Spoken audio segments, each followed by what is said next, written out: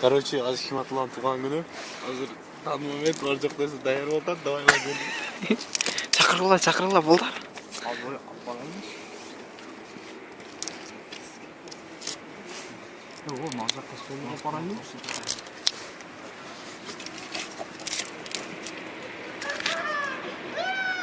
Ya cevap dire.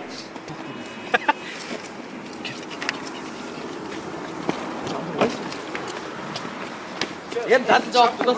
Dad cevap ver. Ne oluyor yaptı? İşi var de. Yakalaacağız. Dost ben özgeç mi aşağı? Sen yok mu?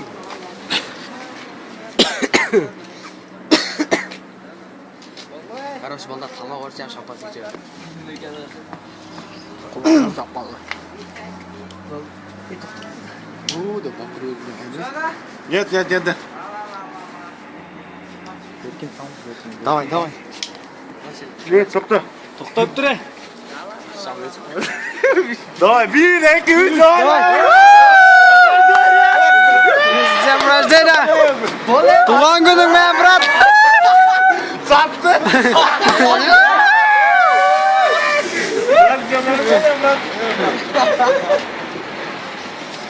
Bak göreceğim ya. Happy birthday.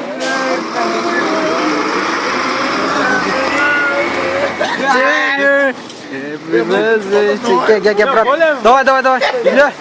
Билля, брат. Kaça mı? 18. Get brat. Красавчик.